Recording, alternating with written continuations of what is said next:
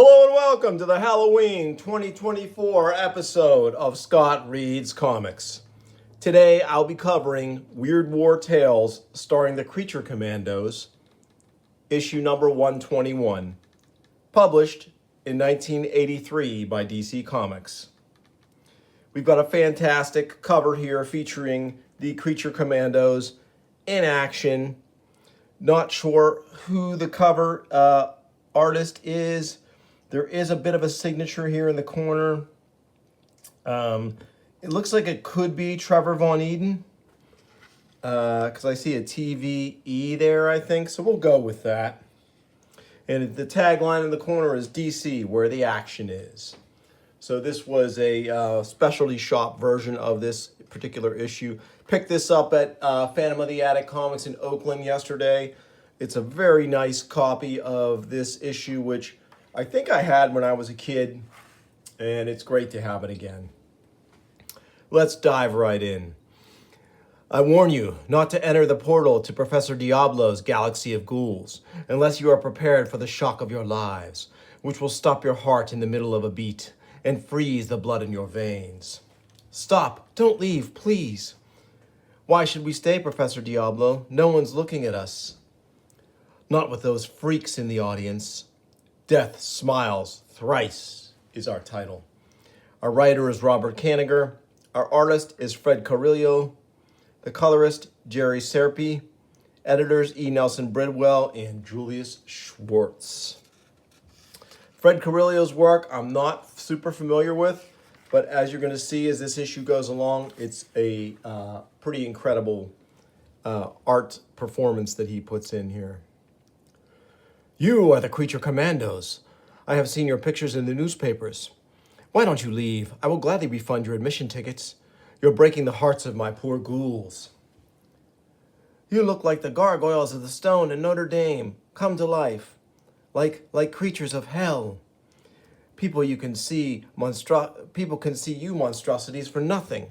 Why should they pay to see us? I'm sure I'll have nightmares about you. From now on, I'll have to sleep with the lights on. Everything goes in wartime Paris. I was so sure people would accept my snaky locks as the latest hairstyle. They look at me like I was Dracula or something. Let's face it, we're no bouquet of roses. So the Creature Commandos are kind of a sad sack unit, incredibly effective in battle, but social misfits, and even among these circus freaks, they are rejected because they're costing them their income. You left word you wanted to see us at HQ, Lieutenant Shreve? Seeing you freaks is not my idea of starting the day with a smile. You're giving America a bad name. Shut up, Lucky. Don't you dare speak to Lucky that way. He was only trying to tell you what happened yesterday wasn't our fault. You owe him an apology. Okay, Dr. Medusa. Keep your turban on and those snakes under control. Sorry, I lost my temper, Lucky. The war has given me a short fuse. It's not your fault. You're a monster. Lucky forgives you, Lieutenant Shreve. He may have a patchwork heart, but he's as forgiving as an angel. Yes, you are, Lucky. Don't be modest. So, very tender moment here between Dr. Medusa and Lucky, the Frankenstein's monster of our story. Before you characters are the cause of an international incident, yes. When you look at that, I'm looking. All we can do is look. I thought Griffith was the only wolf, but I see there are 3 of you.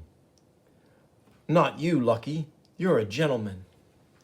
Sorry to awake you out of your little fantasies, boys, to remind you that there's a global war on.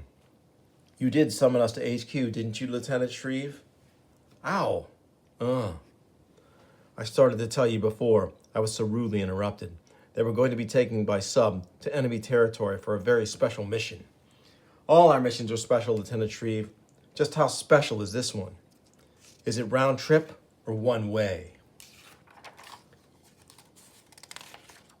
So we leave the Creature Commandos for a moment, and we see this is a cool bit of storytelling here with this film strip showing a Japanese-style robot fighting GI Robot, who's another character who appears in these pages, at the Chancellery of the Führer of Nazi Germany in Berlin. So, the Japanese latest secret invention, a robot to destroy the Americano GI Robot, failed. What does this have to do with stopping those vehement creature commandos who plague us? We have prepared an exhaustive psychological profile on the creature commandos and their Lieutenant Shreve, their strengths and weaknesses. This is a film strip of Germany's secret weapon, my Führer, which I guarantee will blitz the creature commandos. And this obvious Adolf Hitler here looks at the strip and laughs. If Hermann weren't busy with his Luftwaffe bombing the Allies, he would shake the medals off his chest laughing. So they're all laughing it up here at Nazi HQ. Can't be anything good in store for our protagonists, the creature commandos. Several days later, in a U.S. sub making its way through the minefields off German-occupied Holland, X marks the spot, the windmill we have to blow up. It conceals an underground rocket position that's been turning our flying forts into flaming coffins. And here, Dr. Medusa, in another tender moment, she's a born romantic, and she just laments her plight as not being able to have normal interactions. In another part of the undersea craft, no use getting heartburn, freaks. No one like Betty Grable will do anything but run screaming for the map, for the MPs, if she ever caught sight of you. Don't rub it in, Lieutenant. Yeah, we know we're off limits to women. Skipper, we're entangled in a floating mine. Full stop before we blow the sub sky high. Captain, give Taylor and me frogman gear, and we'll recon outside. There's the floating mine. Lucky's lucky he snapped the cable attached to the mine without exploding it. Now all he has to do is let it sink to the bottom of the sea. Enemy U-boat. Our sub's a sitting duck for its torpedoes. What are you doing? That thing's no slingshot. A sneeze could set it off. So we see Lucky here, the Frankenstein's monster character, showing his incredible superhuman strength. And again, really compelling underwater scenes here. Very cool. With titanic force, the mute monster hurls the TNT-packed floating mine through the depths at the oncoming U-boat, whose sonar is pinpointing the idling American sub for the kill. Torpedoes. The U-boat, it just fired 2 torpedoes at our sub. The floating mine, hurled by the mute monster, and the twin torpedoes fired upon the U-boat, plunge at one another with mechanical ferocity. And there's an incredible explosion. Krakoom! Half an hour later, if Lieutenant Shreve and Taylor haven't returned by now, they must have been torn apart in the explosion that destroyed the U-boat hunting us. My orders are to disembark you at your destination at dawn. If we stay here any longer and we're sunk by an enemy naval vessel, your 2 comrades will have died in vain.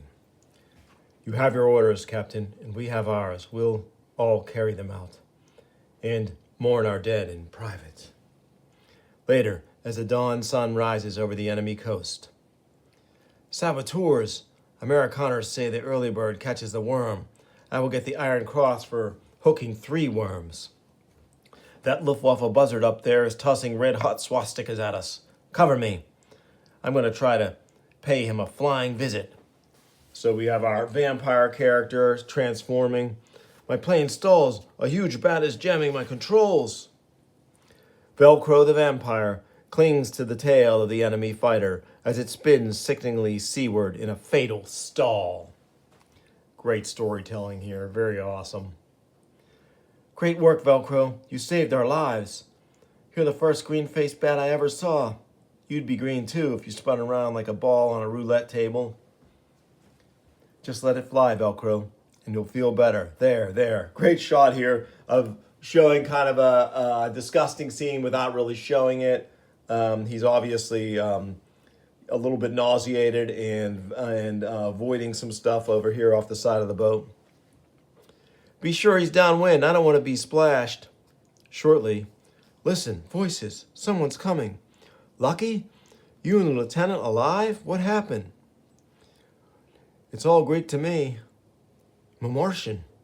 Lucky said Lieutenant Shreve was knocked out by the explosion which destroyed the U-boat just as it was about to torpedo our sub. Lucky then fought a riptide for miles before he could swim ashore with the lieutenant. So suddenly, the reunited commandos are interrupted. Help! Help! Help! What dolls? If I'm dreaming, don't wake me up. You're not dreaming, Lieutenant. They're damsels in distress. Stop panting so loud. You alert the enemy. We are Dutch freedom fighters. We escaped from a German concentration camp. Run inland. Guards are following us. Not so fast. Maybe you three are what you say. Maybe you're not. If you escaped from the concentration camp, prove it. There's proof enough for Medusa. Concentration camp serial numbers tattooed on them by the Germans. We owe these three brave women an apology. Not at all. She was right to challenge us. Exactly what we would have done. What about those guards on your trail? Did they stop for lunch? Lunch hour is over. This was a pretty cool action here, very neat. Our fire has no effect on them. They must be wearing armor. Get behind us. How heroic. You ain't seen nothing yet. They spotted me. They're trying to flak me out of the air. Bombs away. So Velcro drops a grenade on them. No wonder our slugs had no effect on them. They were all robots. There were rumors in the concentration camp that the Nazis had a new secret weapon, mechanical soldiers. What will the enemy think of next? You'd better make your escape now. We have an objective to hit. So have we. We are experienced fighters. We will gladly join your force. Are all Dutch girls blonde and beautiful? Are all American lieutenants so handsome? Don't my looks bother you? Oh no, you look distinguished. I never thought any girl could look at me without getting nightmares. I've always dreamed of meeting a noble prince in a fairy tale who was transformed by a wicked witch. You make my dream come true. So these three are saying all the right things. But I got a feeling. As the sun slowly slides down towards the flat Dutch landscape at sunset. There's our target, that windmill. Looks peaceful. Are you sure you've got the right one? Vroom. There's your answer. They blasted those B-17s when they were so high up we didn't even hear or see them until they were blown up. Come on, let's nail down a coffin lid on the Kraut rocket position inside the windmill. Velcro, Griffith, and I will lead. The three underground fighters in the middle, Dr. Medusa and Lucky, cover us. Move out. We've waited so long for this moment. How do you like our soft touch? Lucky, stop them. Lucky froze because these killers are women. Use your pistols on them. We can't. They're crazy. We can't fire at women. Fools. There are no rules in war. You're right. Come on, Lucky, let's finish the job ourselves. So Dr. Medusa, with her steely gaze, hurls this grenade, and then they move on to their primary objective. Yes, Lucky, I see they're getting ready to fire the rockets again. Just hold that windmill for a moment. Drop it down again, Lucky, and take off before all that ammo inside blows. So here she is, throwing a charge down into the rocket base. Thanks for the lift, Lucky. Robots. They were robots. I know it took me quite a while before it struck me. Then I tossed a grenade at them. How could you have possibly known? Their eyes, they never blinked. Like all Airsat's products, never quite like the real thing. When Kipling said, the female of the species is more deadly than the male, he meant it. So stop spinning like a top the next time a woman smiles at you, boys. She can be a robot. Now, if you're not too tired, we should be able to get back to our pickup sub. The end. So, great tale, simple, well told, bit of a twist, but we kind of saw it coming. A lot of fun. And I really like this artist, Fred Carrillo's artwork here. Very, very solid. Very much in the style of what we were seeing in GI Combat, Sergeant Rock. Kind of in that style of Cooper, you know. Very classic and excellent storytelling. Speak of the devil, we have an ad here for the Remco Sergeant Rock figures, which I had a few of as a kid. They weren't as good as the G.I. Joes that would be coming out around this time or a little later, but still they were cool, and DC did a nice job pushing them with these ads. Very cool Joe Kubert artwork there. And we have a backup story, Gremlins in the Works, by writer C.M. Ringenberg, penciler Paris Collins. So this would be early Paris Collins artwork, which is really nice. Inker Joe Giella. Letterer Duncan Andrews. Colorist Jerry Serpe. Editors E. Nelson Bridwell and Julia Schwartz. So I'm not going to read this one. We'll just page through and enjoy the excellent early Paris Collins artwork. Very nice here. And of course, these Nazi saboteurs steal this U.S. Navy dirigible, but unbeknownst to them, it is haunted by literal gremlins, and we get little shots of them here. Very cool. And you can see some of the Paris Collins marks here, some of the Paris Collins flourishes that we'll come to know very well in the next few years as he becomes a DC mainstay artist. Very nice work here. And of course, the gremlins win in the end as the final German saboteur is hurled screaming from the dirigible. 2 days later, the LZS-6 vanished at sea after being sighted by fighters off the Florida coast. Its disappearance still a total mystery. There are some witnesses, those creatures U.S. airmen would later call gremlins, but they aren't talking. So very cool backup story. And then we have our letter column, APO, Weird War Tales. Love this, so cool. And I went through this letter column yesterday after taking a quick look. There were no significant, important, I don't want to demean the letter writers. There were no famous letter writers, but a number of complimentary letters written in. Let's see.